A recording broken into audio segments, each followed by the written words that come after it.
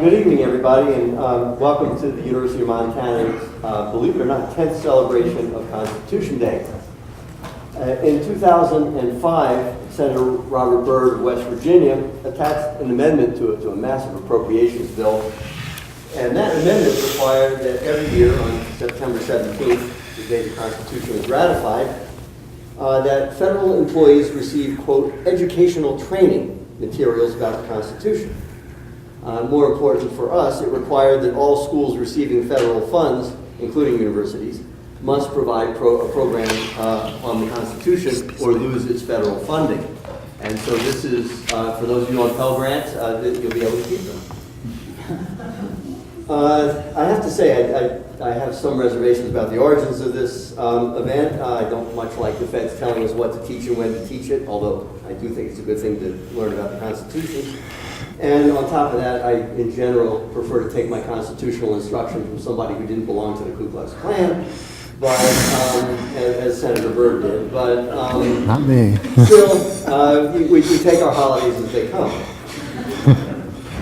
The great British statesman William Gladstone described the American Constitution as, quote, the most wonderful work ever struck off at a given time by the brain and purpose of man.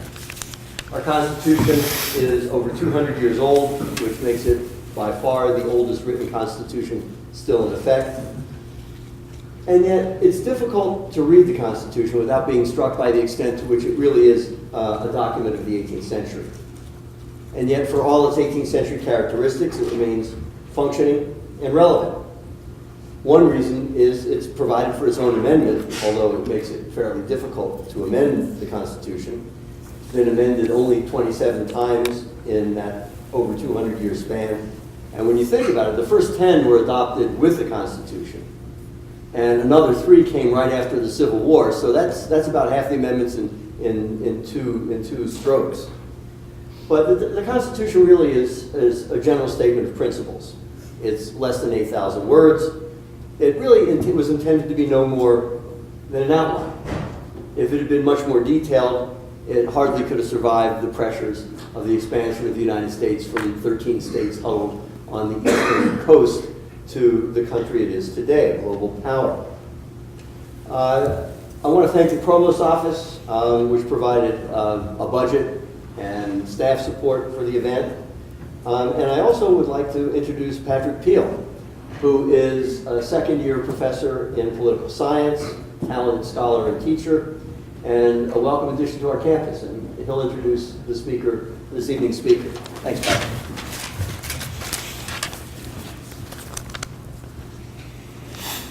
We might still do something about Constitution Day. I'm just going to say something briefly about Ken's many accomplishments to give you some context, the nature of the work, and how diverse it has been. Ken Kersch is an associate professor of political science, history, and law at Boston College.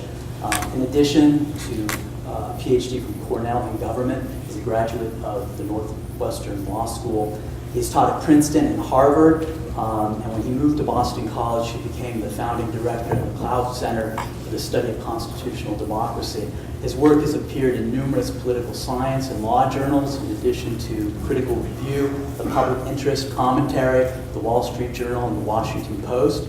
He's also the author of several books and edited collections of essays, including Constructing Civil Liberties, which is a major work of scholarship. You can see this is a major book of scholarship on the arc of civil liberties in American constitutional politics and law, which was awarded the J. David Greenstone Prize by the American Political Science Association.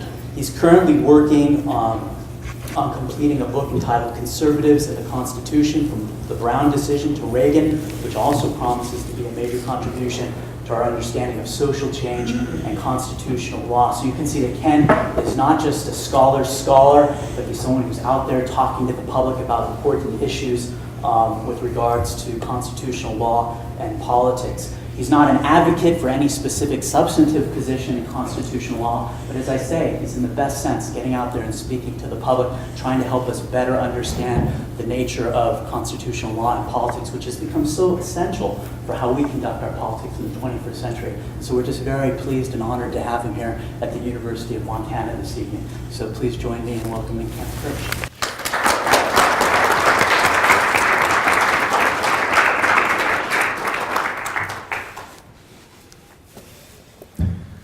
Thanks, Patrick, for the generous introduction. Thanks, Mike. Thanks to the Provost's office, and thanks all of you for coming. This is my first trip to Montana, so I was delighted to have this opportunity. I'm delighted that Robert Byrd set this up despite his earlier flirtations or membership in the Klan.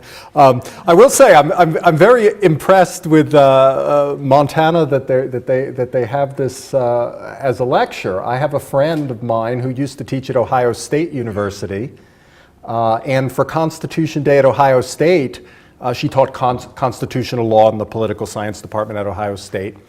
And for Constitution Day at Ohio State, they asked her to come up with a question for the Constitution that they could flash on the scoreboard during halftime at their football game. So this is light years ahead of ahead of that at Ohio State. So I'm glad I'm not at Ohio State. Okay, so as Patrick said, I'm currently writing about conservatives and the Constitution, and I'm going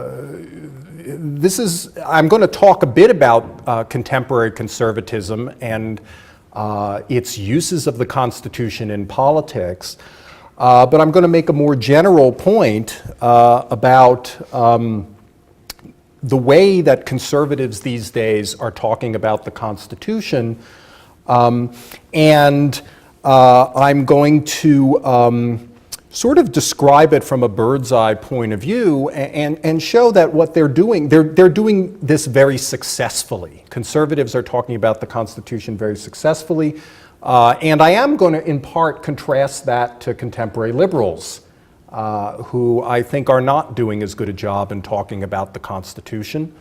And I do sort of want to take the position in this lecture that if you are liberal Democrats, I think they can do much better than they're currently doing. So I'm not taking sides, but I will be criticizing liberals for what I think is a weakness in the way that they're conducting their politics from the perspective of the Constitution. Okay, so I have a certain way of thinking about the Constitution that is different from the way a law professor would think about it.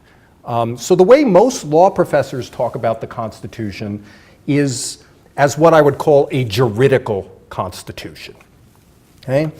And this places a heavy emphasis on the text of the Constitution, the founding in Philadelphia, the ratification of the original text and 27 amendments. It understands the Constitution as fundamental law, right? So fundamental law, Hamilton famously distinguished from ordinary law in Federalist 78. This is the same argument that John Marshall copied in Marbury versus Madison in 1803.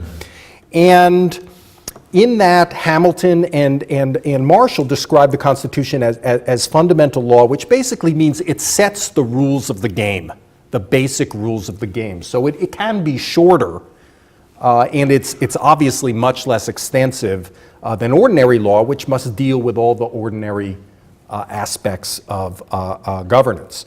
I call the law professor approach a juridic constitution because this constitution is taken as being under the stewardship chiefly of lawyers and judges, and most famously of the US Supreme Court. So if we want to know what the Constitution means under the juridical model, we look to the judges and the judges of the high courts, and particularly the US Supreme Court, for the authoritative understanding. So if you want to know whether the Commerce Clause permits national health care system, you look to the Supreme Court. If you want to look at individual gun rights and what the Constitution means according to that, you look to the US Supreme Court. If you want to know about speech in campaigns and elections, what is the right answer, you look to the US Supreme Court. This is a very hierarchical, vertical model of the Constitution. So there may be dispute but ultimately that dispute gets resolved by the High Court. The model that many political scientists, myself included, use to think about the Constitution is not juridical, but political, okay? And this is not necessarily a criticism of a juridical constitution, but it's a descriptive approach that looks at all of American history and says, how does the Constitution play into politics in ways that involve much more than the Supreme Court? Okay? So, as many of you know, and as I think we especially know these days from movements like the Tea Party movement, right, the Constitution is involved in electoral politics. Okay? The Constitution is also involved in social movement politics. Okay? So the Constitution is invoked to rally people, to motivate people, to get them to the polls, right? To get them to vote in a certain way, to get them to vote someone out of office, into office. And this Constitution, the political Constitution, is very raucous sometimes, very pluralistic, very vibrant, very contested. And there is no overarching authority on top to say who's right or wrong, right? So it turns out that these two constitutional systems, the juridical, hierarchical, tell us what the answer is, and my view is as good as your view, and I'm going to tell you that the court is wrong, or this is what I think it is as an average person.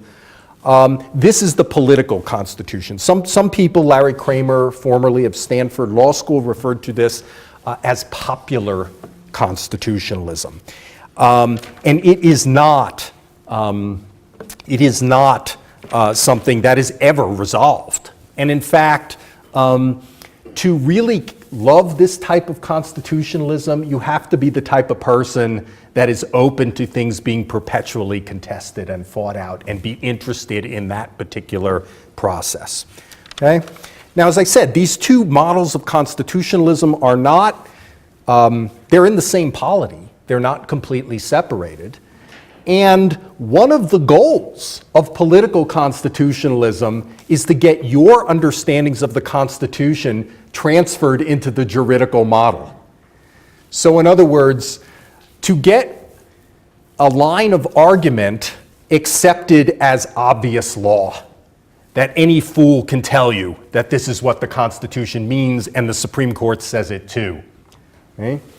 So the main argument, the overarching argument I'm going to make here today is that the process of moving from a political constitutional vision to a juridical constitutional vision involves a very creative, innovative, political effort to reconstruct the memory of what happened in America's past. Okay? So let me just say, I'll use a phrase that Jack Balkin of Yale Law School has used about some of these arguments. He says, this process involves taking an argument that is considered off the wall, right, and moving it to being considered on the wall, and vice versa. Take an argument that's on the wall and having the general public see it as an off-the-wall argument. So just to take a current example, the conservative movement and the individual right to gun ownership. Okay? That is an argument that for most of my life so far, we knew people had that argument, that there was an individual Second Amendment right to gun ownership, but there was no precedent on it, and it was considered a fringe argument within all of the legal profession, basically. As many of you know, in recent years, the Supreme Court in Heller and then subsequently in McDonald declared this just basic constitutional law that you have under the Second Amendment, an individual right to gun ownership. So there's a fringe argument that became mainstream constitutional law under the juridical constitution. This is happening all the time, right? This is not something that just conservatives do. It's something that liberals do, and things are constantly shifting. So I'm going to focus just a little bit on the conservatives here, and one aspect of contemporary conservative effort to do similar things with other areas of the law as they did with the individual gun ownership right. Now, the typical story that people tell about conservatives is that they are not being creative with the Constitution. That's what liberals are. Liberals believe in a living constitutionalism that changes with the time.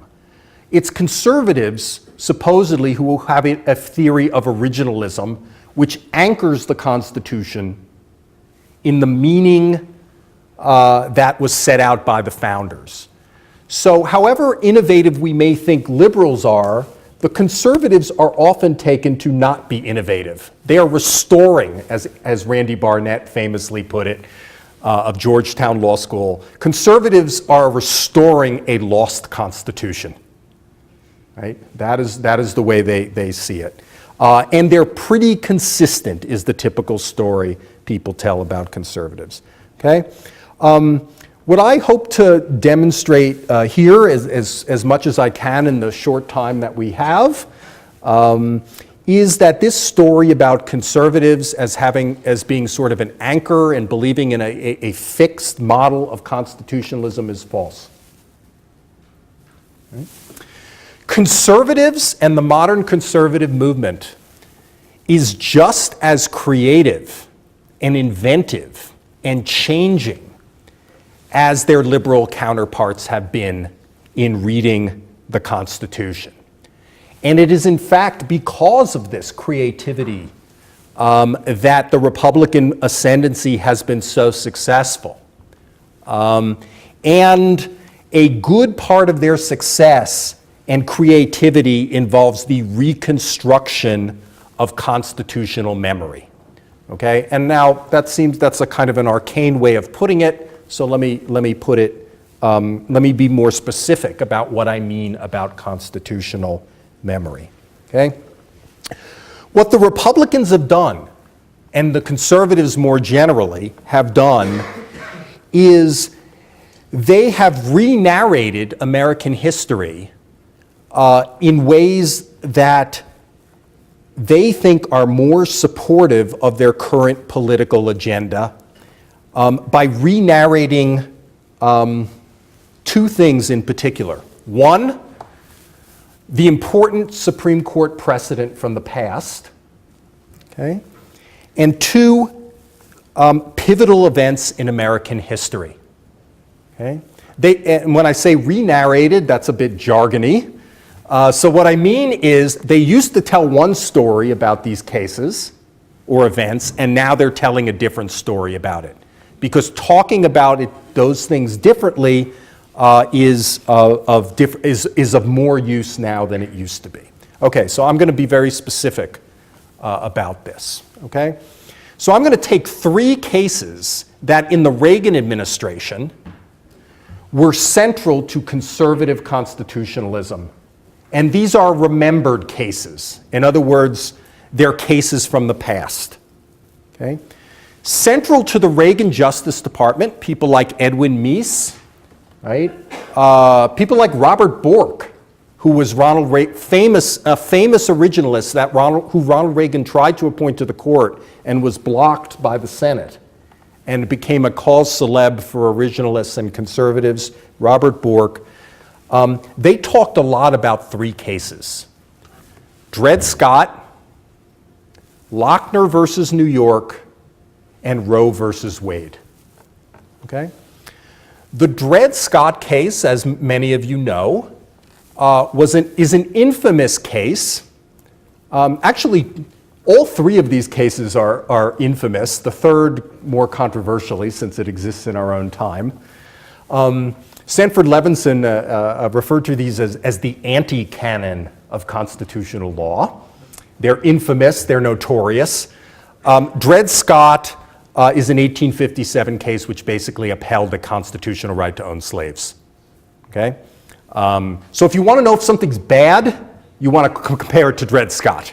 That is an unambiguously bad case. Okay? The Supreme Court upheld it. Lochner versus New York is well known to people who study constitutional law, but maybe not to a general public. And this is a 1905 case which struck down as unconstitutional a New York state law that set maximum hours for bakery workers. Okay? So this was legislation that was part of the progressive movement that helped improve workplace conditions, minimum wage, maximum hours laws, things like that. The court struck that down as an unconstitutional deprivation of liberty. And Roe v. Wade obviously struck down laws restricting abortion, prohibiting abortion. So the way in which the Reagan Justice Department read those three cases was as examples of activist judging. Okay? So they characterized all three of those, and their focus was more on Roe, right? They analogized Roe versus Wade. They said Roe versus Wade, in Roe versus Wade, the court did exactly the same thing it did infamously in Lochner, and did the same sort of thing it did infamously in Dred Scott. Right? And that was that the judges in those cases did not interpret the Constitution, but imported their own political views and read them into the Constitution. And therefore, these judges were being activist judges, just as the judges in Roe v. Wade were activist judges. So in the Reagan administration, this was told as a story of activist judges, and the lesson was that judges should be restrained and let the majority rule, except in obvious cases when something was unconstitutional. Okay? That was conservatism then. Okay? Conservatism now is re-narrating the history of precedents. So now they have, given where the conservative movement is today, they do not tell the same story about those precedents. Okay?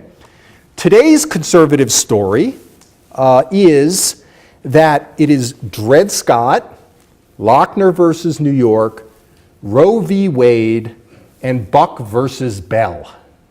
Okay? So Buck v. Bell is a case from 1927 in which the Supreme Court upheld eugenics regulation, progressive-inspired eugenics regulation. So, to improve the eugenics, for those of you who might not know this, eugenics is the science of improving the human race through genetic breeding of human beings. Right? So sterilization of the unfit. Okay? In 1927, this was a progressive cause. Okay? After Hitler, kind of got a bad name. Right? So it has become infamous, genetic breeding of human beings. And the current conservative story, so the court upheld it there. So what happened is that has been added to this list of precedents within the conservative movement, and Lochner has flipped. Okay? So Lochner now on the right, amongst many people on the right, was considered rightly decided. Okay? So the court struck down these efforts to regulate minimum wages, maximum hours, and that was a good thing. Okay? What you will notice is that now we have a canon of 4 precedents on the right, and 2 of them involve the court upholding laws, and 2 of them involve the court striking down laws. Okay? That is a totally different conservative vision. And it is no longer against judges striking down laws. It no longer tells a story of which the lesson is that the judges should defer to majorities. The new story, by re-narrating those precedents, by constructing a new memory, is different than that judges should defer to majorities. The new story is judges should defer to majorities when it's appropriate under the Constitution to defer to majorities, and they should aggressively strike down laws when it's not appropriate when the Constitution is not read that way. So this fits better, and this is what I mean by a reconstructed memory. This fits better for a conservative movement at a later stage in which they control the US Supreme Court, right? If you are in charge of the courts and you are a confident movement at the height of its powers, not just at the beginning, not out of power, you want a theory that tells your judges that they should be very aggressive about striking things down. And this helps them make sense of cases like the recent Hobby Lobby decision, or the Citizens United decision, or the Heller decision on gun control. Under the old model, conservatives would have said to themselves, we really should be deferring to majorities. Under the new model, they can say, when it's unconstitutional, those judges should be out there and they should strike it down. And if the health care law is unconstitutional, they should strike it down. There's nothing wrong with aggressive judging in the service of the right cause. Okay? And I think that's where we are with conservatism these days. So that is a new story about precedent. Okay? I'll take another example about reinterpreting pivotal events in US history. Okay? So they're doing the same thing with history. The precedents fit into some story of a broader history. I think we're all familiar with conservative stories about the founding in the 18th century. But what you may not think about as much is that a lot of contemporary constitutional law is about an interpretation of what the Civil War meant. And that is one thing. So there's a lot of reinterpretation, say, of what Lincoln meant constitutionally and what Stephen Douglas meant constitutionally. Okay? I'll say a little bit about that in a second. But they are also interpreting other key events in US history, the New Deal, Franklin Roosevelt's New Deal, and also the Progressive Era. Okay? So one thing that I've recently noticed in conservative stories about the Constitution is that, and it fits with what I've just told you about precedent. Conservatives for a long time were focused on the New Deal and Franklin Roosevelt. In fact, I have a friend of mine from college. His father. It was great to be here. It's great to be here in Missoula because I want to call it. It's too late now, but a friend of mine from college's father is a avid member of the Boone and Crockett Club, and modeled himself on Theodore Roosevelt and everything like that. A big hunter. They're from Minneapolis. And, but he used to be obsessed with Franklin Roosevelt, and he used to call him the Great American Destroyer when I was home from college. But many conservative constitutionalists, when they looked to the lessons, they talked a lot about the New Deal standoff, and their lesson about, so basically the court in the 1930s was blocking a lot of what Franklin Roosevelt was doing.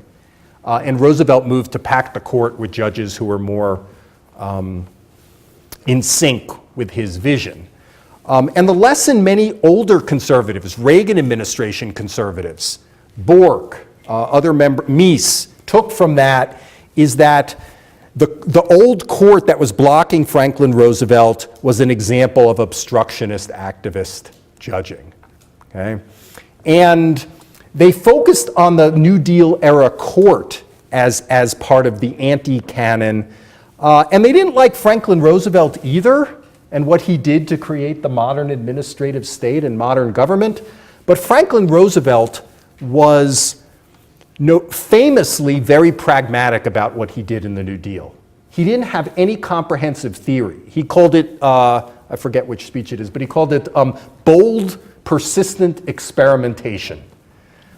He was not a theorist. He wanted to get the government involved and do things that were needed to get the economy going as he saw it. Okay? So the New Deal, which they focused on, was not much of a good target.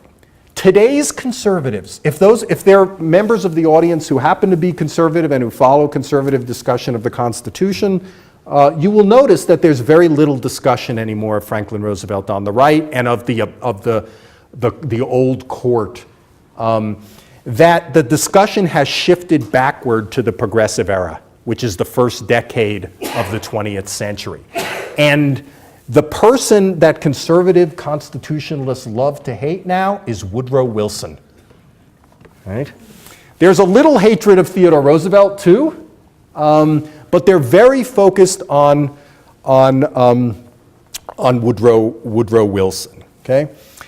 And the story of this essentially is that the progressives explicitly repudiated the Constitution. They said it was outmoded, it was obsolete, and they created new theories of government that would replace this old Constitution. And they did so in very elaborate, sophisticated, theorized ways. Okay? So this is a much more attractive target to contemporary conservatives, and they have focused on this. So the progressives, again, said openly that the Constitution was outmoded. Franklin Roosevelt never said that. He said it needs to be adapted to the times. So they repudiate it. But even more important, let me just set out. So let me just give you an example of. I'll just set out very briefly Woodrow Wilson's approach to the Constitution. Woodrow Wilson's critique of the Constitution was that things like the separation of powers and federalism mucked up the gears of government, right? That it was ambition counteracting ambition. There were lots of speed bumps to getting things done. And whereas someone, a conservative might say, well, that was the point, right? That we don't want government to do too much, that they created this. Woodrow Wilson said, we need to think anew about ways to get rid of these speed bumps and obstructions. He suggested that we replace our constitutional system with a parliamentary system, was one thing. But then when he saw Theodore Roosevelt using the bully pulpit through his oratory to get things done, Wilson said, we may not need to have a parliamentary system. Maybe we just need bold presidential leadership. Okay? And these aspects of Wilson's theory are things that contemporary conservatives are now focusing on as betrayals. Okay? So they see it as an example of unlimited government. And the other thing they see it as, which was often stated by progressives, is that natural law is a fiction, right? That essentially the people should be able to do what they want via democracy. And I'll take this even one step further to just complete the picture here. So they then say that the progressives were anti-constitutional, that they repudiated the system, that they undercut the natural rights basis for the Constitution, that they were pure majoritarians, that they believed in mass democracy, which the founders did not, and then they tie that back to a re-narration of the memory of the Civil War. Okay? So they will say, if you want a view of the Constitution based in natural rights, you look to Abraham Lincoln. Okay? If you want a view that majorities should rule, you look to Stephen Douglas and popular sovereignty, which of course was the pro-slavery position.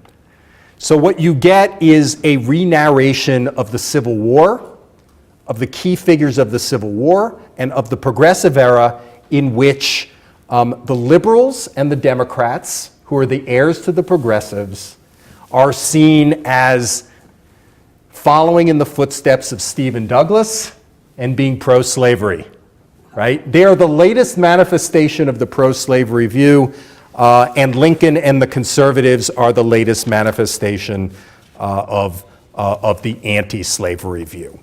So as you can see, I think that is, you can see that that's a powerful vision. And that is politically useful today. But it also sets us up for a radical critique, sets conservatives up for a radical critique of the entire modern state. So I just want to, in the time I have remaining, actually I want to give you a few quotes from current conservative media and from conservative academics talking about this shift to the progressive era. Charles Kessler of Claremont McKenna College says, Barack Obama approaches liberalism as he sees it, as a form of progressivism, which is more or less how the great 20th century champions understood it too, right? Thomas West says, I don't know where he is these days, maybe at Hillsdale College, progressivism was a total rejection in theory and a partial rejection in practice of the principles and policies on which America had been founded and on which the Civil War had been fought and won. And then finally, more vividly, Andrew Napolitano of Fox News says, Americans, for the most part, falsely believe that Theodore Roosevelt and Woodrow Wilson saved the American Republic. In reality, they helped destroy it. Those who are ignorant of the past are doomed to repeat it. Okay? So what's happening here is that conservatives are actively, creatively re-narrating the past, precedent and past events in a way to serve contemporary political agendas. And this is not just a charge against conservatives that they're doing something that liberals aren't doing. If you compare this to the Reagan administration conservatives, they are doing it differently in fundamental ways from the way the Reagan administration did it. And this difference reflects their different political position today versus the position they were in at the time of the Reagan administration. So I guess what I want to conclude about this is that the Constitution is extremely, the Constitution is constantly changing in the public imagination and in the political imagination. And it is wrong to say that it is just liberals that are doing this. It is conservatives that are doing this as well. Now, there are certain touchstones in this which liberals and conservatives share, and I think that conservatives, you can talk this way about the Constitution, about its betrayal, about the promise of the Constitution and the way your enemies are betraying it.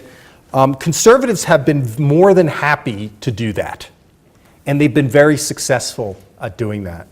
So I kind of want to end with a bit of a question, maybe foolishly, you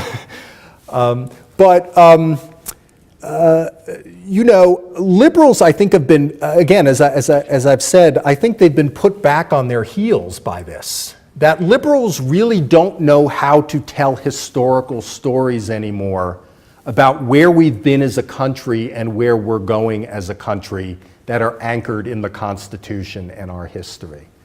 And these types of stories resonate very broadly with Americans.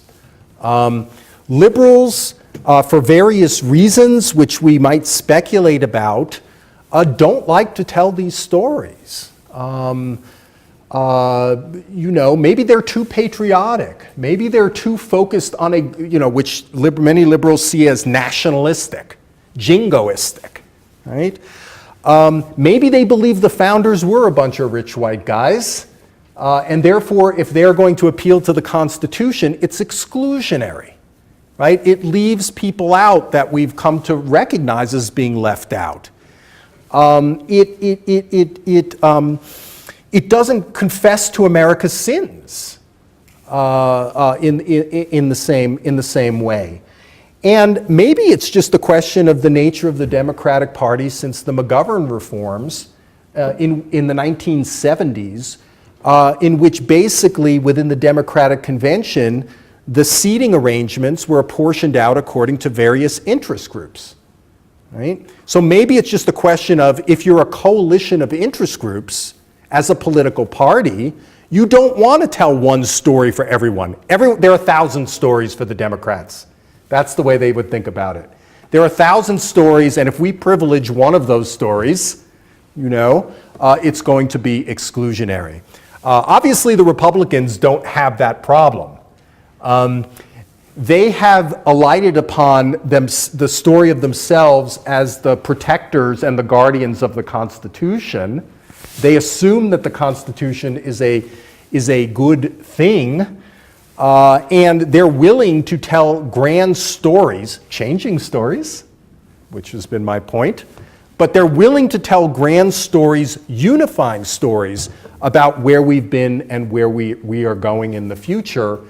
And that has proved very effective politically, even to the point where Democrats have abandoned talking about things like living constitutionalism. The latest trend on the left in constitutional thought, the liberal left, is called liberal originalism. And that's a step in the direction, so it's basically liberals telling why the founders' views lead to liberal results. And that is a step to showing that originalism, this view about stories and the founding, has really worked. Now, the only people doing this are professors at Yale Law School on the left, right? So this is not a popular view in the general public, but liberals are starting to try to move in that direction. So the question I wanted to leave you with, and the one I'm still pondering, is I've given not this talk, but some variation of it, and a friend of mine who's a pretty left-wing, she would not call herself a liberal Democrat, she would definitely call herself on the far left, I guess, Robin West, who's a legal philosopher at Georgetown Law School. She said, you know what, liberals and people on the left, if we're obligated to talk about the Constitution, as opposed to just ordinary public policy, we're going to lose, right? Because the Constitution is inherently biased toward conservatism, right? And therefore we cannot do this, right? I kind of argued that there's no reason, if you look at it historically, that the liberals and the left couldn't tell these stories, and in fact that they would be better off if they did. And actually, case in point would be the progressives. The progressives told great stories about the founding, maybe not Woodrow Wilson, who repeated the Constitution, but progressives told great stories. They were patriots, they were nationalists, and they were perfectly willing to tell unifying stories, and that was a big part of the movement that helped set up the modern liberal administrative state. So my open question is really one about whether or not only liberals are telling constitutional stories, but can they do that in a way that would lead to results which they would find congenial. But all of this, to conclude, is to say that this is a creative process and it involves remaking history and telling those stories about earlier precedents and about American history in the public sphere. And conservatives, if any of you are conservatives, you know that conservatives are very interested in American history. They're very interested in it, what some call it heritage, America's constitutional heritage. And I think that that is in no small part the secret of their, over the past 30 years at least, of their political success. Thanks very much.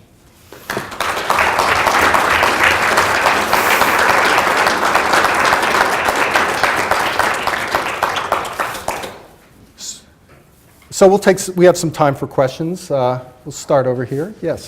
Sir, I didn't exactly follow the one point where you were talking about who was it that was critiquing and condemning natural law? And what was the basis of that critique? Okay. You don't have a lot, Yeah. but I didn't quite follow how that Yeah. happened. Okay. So I gave a talk earlier at the law school in which I spent some time on this, so I probably rushed through it too quickly on this one. I know no one here was at that talk. And I didn't want to take too much time, but I'll say a little bit about it now, because it is really important, actually. The talk I gave at the law school at lunchtime today emphasized the conservative use of the Declaration of Independence in contemporary politics. The other thing, besides you see Woodrow Wilson, conservatives are not just talking about the Constitution. They talk about the Declaration of Independence, and about the key provision of the Declaration of Independence about we hold these truths to be self-evident, that all men are created equal, that they're endowed by their Creator with certain rights, and that governments are instituted amongst men to teach. So that is a classic articulation of a view that all of our rights are dependent on a Creator who created man, and in such a way that man has basic rights. And this is from John Locke. Right. Yeah. So conservatives have been appealing to that part of the Declaration.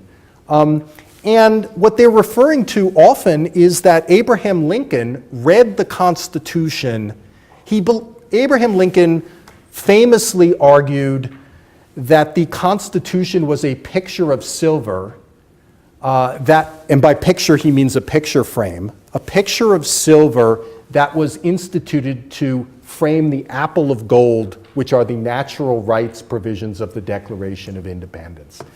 And of course, Lincoln's view was that slavery was wrong, and that the idea that slavery was wrong depends on an understanding of fundamental rights.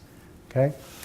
So contemporary conservatives write a lot about Lincoln. They write a lot about and talk a lot about the Declaration.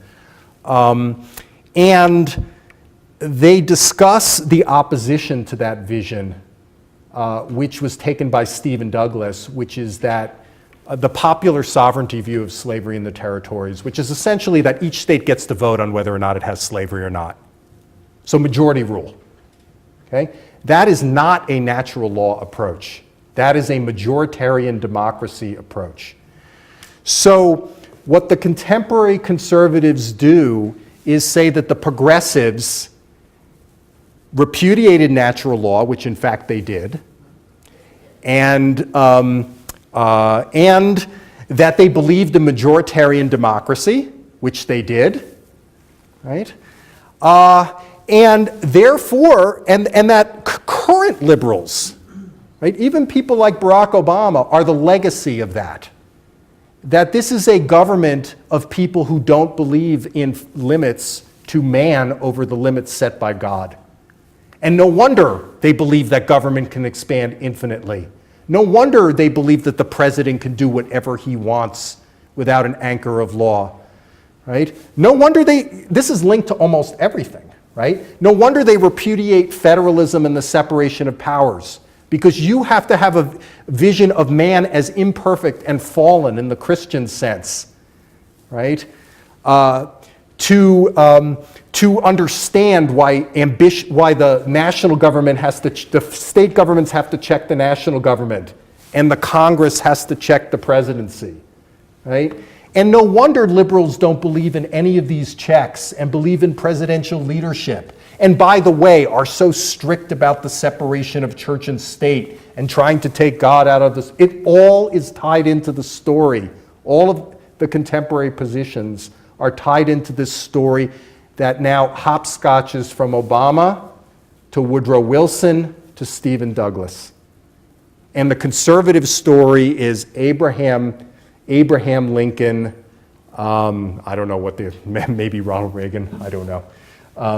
The conservative story is we're following Abraham Lincoln. And that's all, when I talk about natural rights, that's what I mean by natural law. So the view is conservatives believe in natural law and Democrats don't. And lots of bad things can come from that, right? So is that a little clear? That helped me, because you kind of slid over it, and I was sitting here thinking, well, okay, all right, yeah. It's interesting, because I met somebody a couple of nights ago, and he said, well, Lincoln alive today, he would be a Democrat. Well, in this scenario, he couldn't be, Yeah, but let me, right? in that scenario, he couldn't be. Okay, so this is something I often, In this scenario, we can't be because of his defense of natural law, right? that is correct. That is the scenario. But as I tell the students, you know, I don't watch the Daily Show as much as my students do, although all my friends do, not just my students. But, you know, a lot of stuff on there that's taken as absurd, that are laugh lines, they make sense within the conservative story. They just don't make sense if you don't know the conservative story. So they're not quite as absurd as you would think. But of course, there was an other way of reading Lincoln. There was the other way of reading Lincoln, which was much more predominant. Conservatives are trying to get that story heard. The earlier story, here, let me tell you another story about Lincoln and the Constitution. What does the Civil War mean? The Civil War meant we left rights protection to the states, and guess what?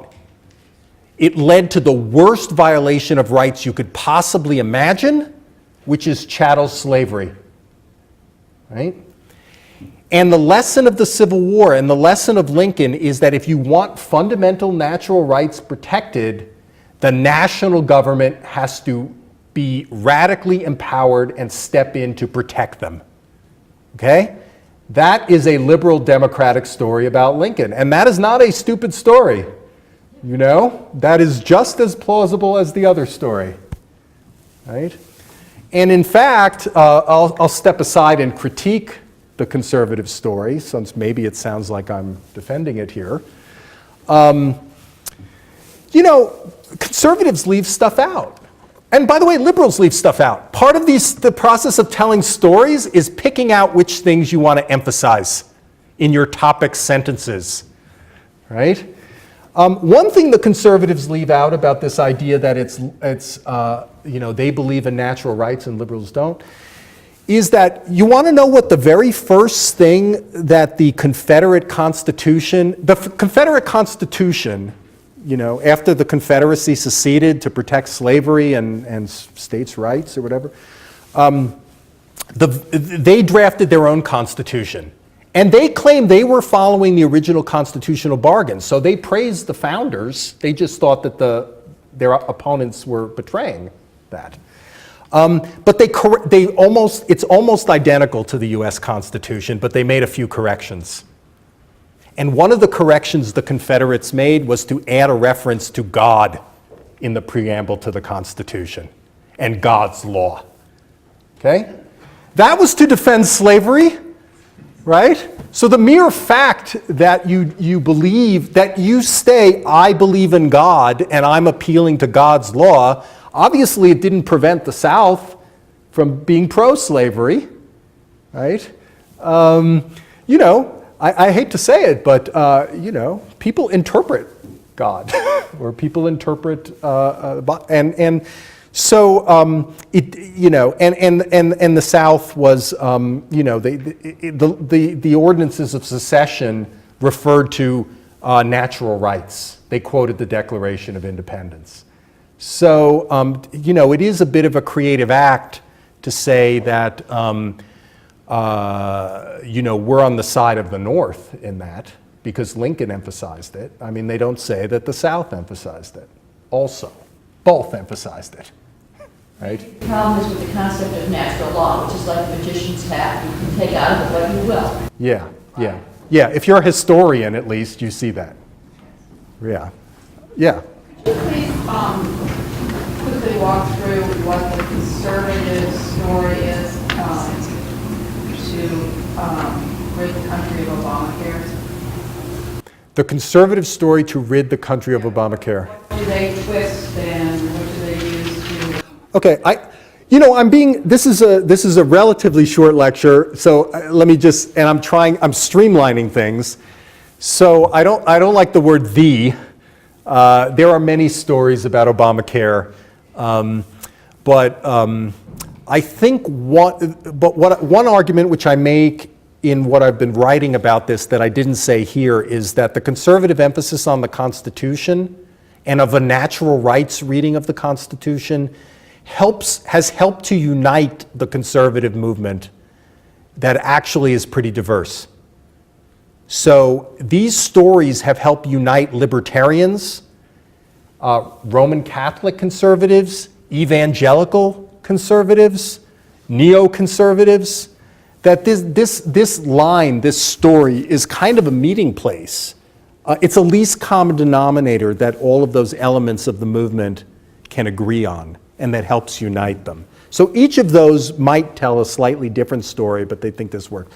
So I'm going to tell you one story about Obamacare, which to me is one of the most interesting because actually it comes from the 1970s and doesn't even reference Obamacare.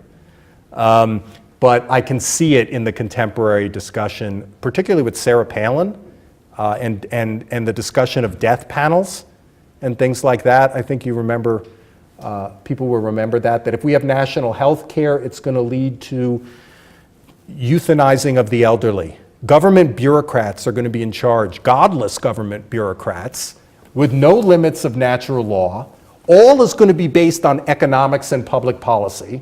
And if it's not worth the money for the country to keep people alive, they're going to be put to death, right? Because it makes good bureaucratic economic sense.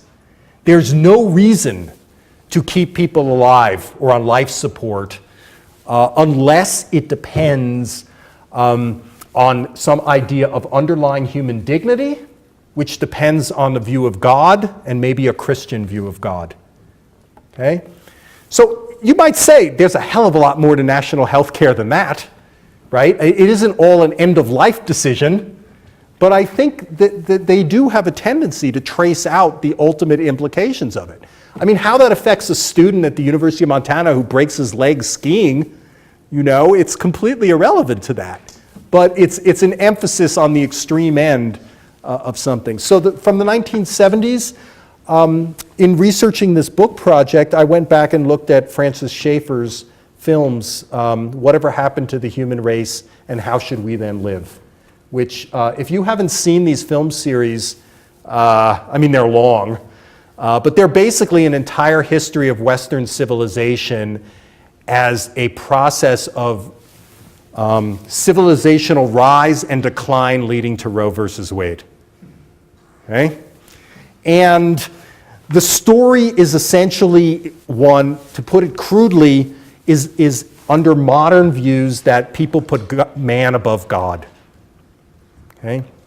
And the view is that Obamacare is an effort of government to basically run society without God according to bureaucratic policy imperatives, and that without that, all sorts of bad things are going to happen, right? And I think, that may sound like an odd way to think about that, but I think that that's actually more powerful on the right and more motivating. When I talked about political constitutionalism, that story gets people worked up.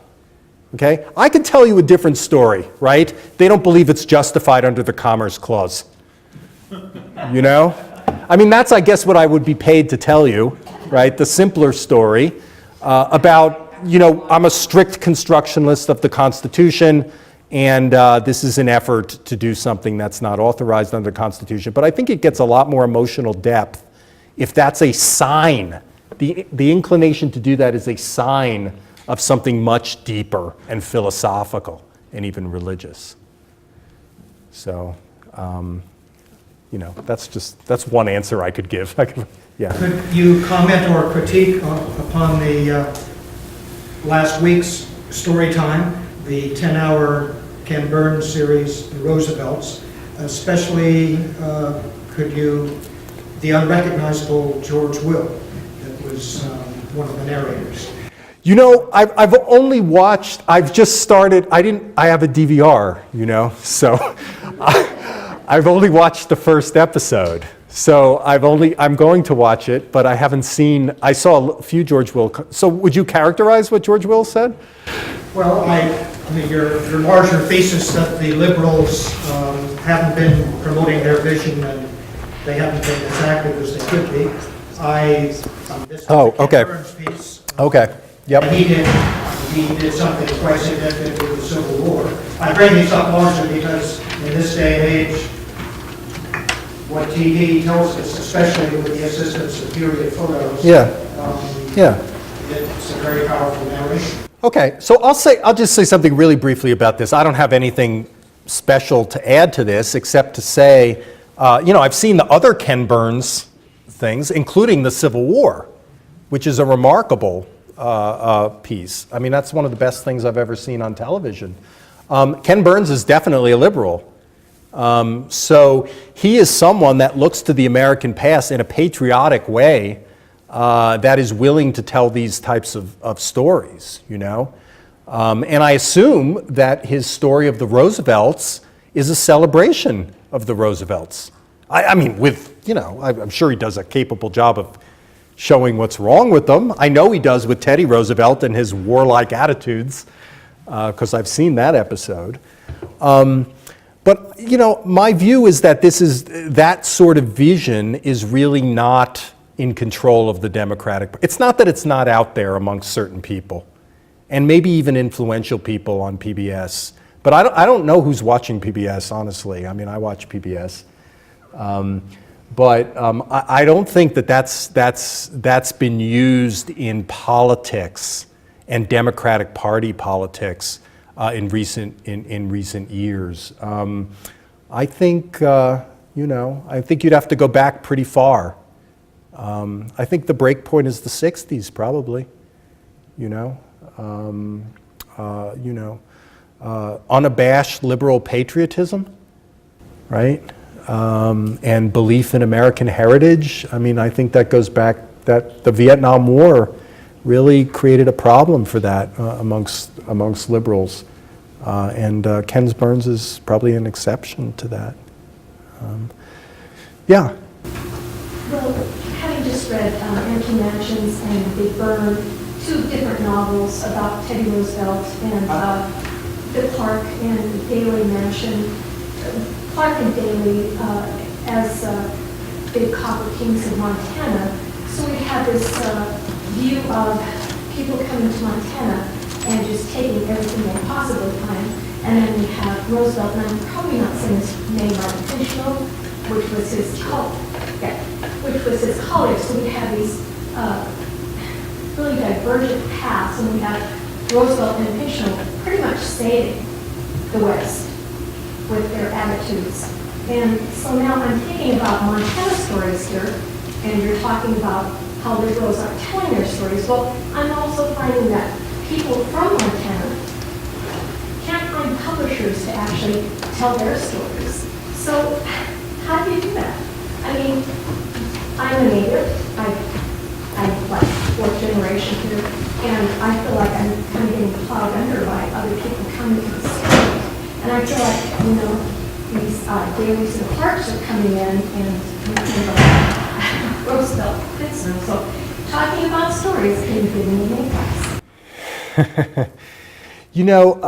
Mostly what I'm looking at is the way people talk in political life and in political debate.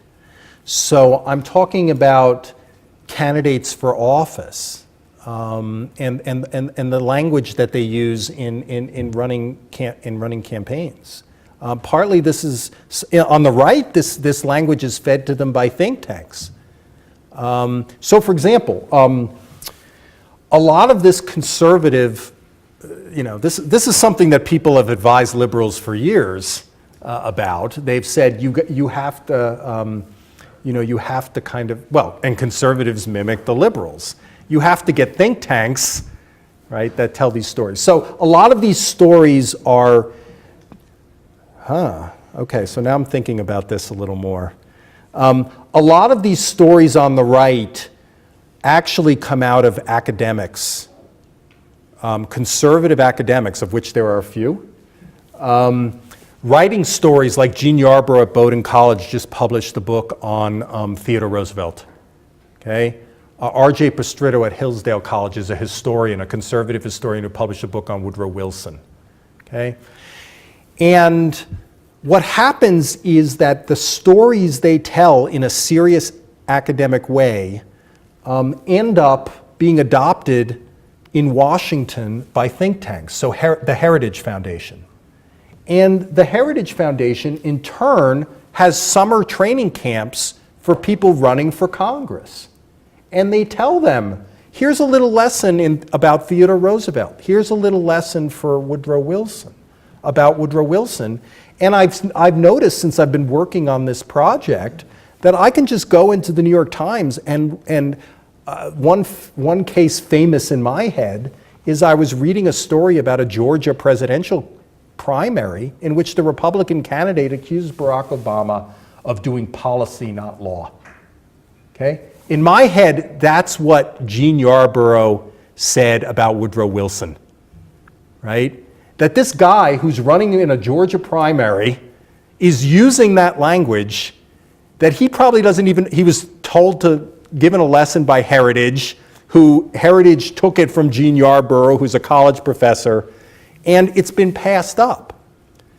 So I do think that maybe liberals, I mean, most of liberal history has been, actually liberals famously have not been doing political history.